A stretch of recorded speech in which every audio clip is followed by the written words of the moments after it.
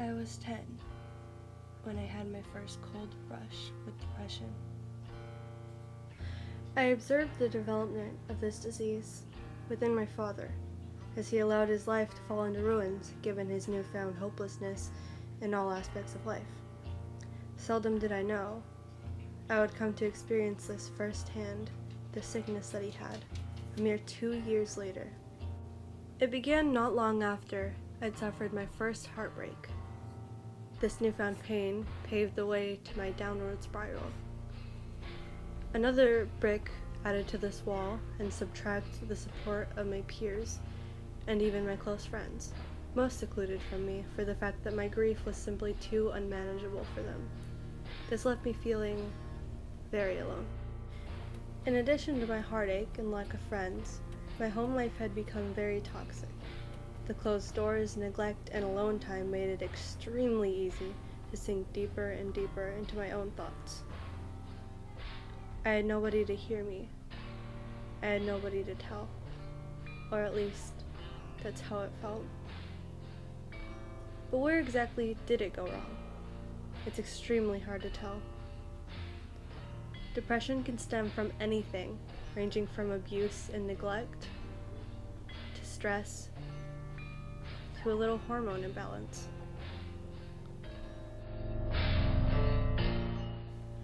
But depression is still a disease very misunderstood by anybody who isn't or has never experienced it themselves.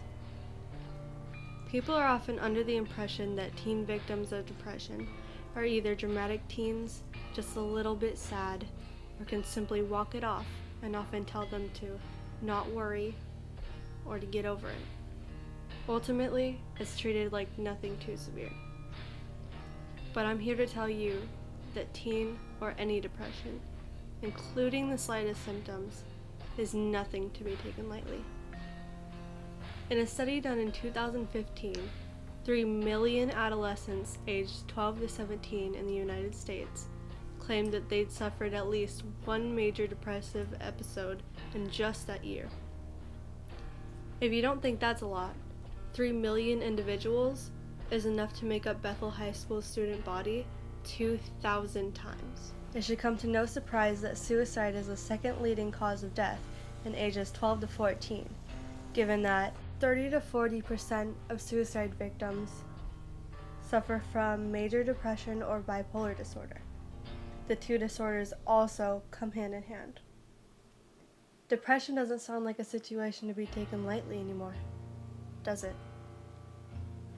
If you can't trust statistics, I oblige you to take it from me.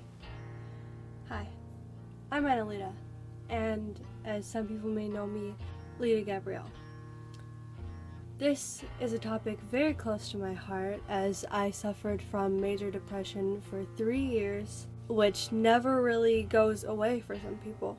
I myself was told that I was overdramatic or that I didn't have real problems or that I could just get help or I could go on medicine and it would make me feel all better, but that's not the case. You need people, you need support, and you need others around you to give you love and make you feel wanted and make you feel like you can get past it. If you see somebody that you know or love displaying any type of symptoms of depression, you should go ahead and ask them how they are, or if they're okay, or just how they're doing. Because had somebody just stood by my side and been there for me, half of the outbursts that I did have might not have ever happened.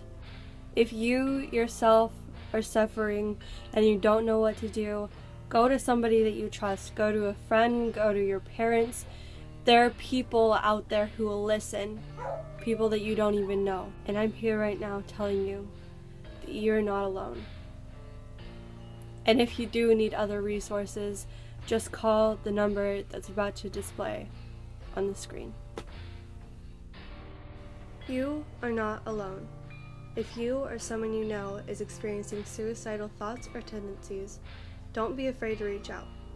Don't wait until it's too late.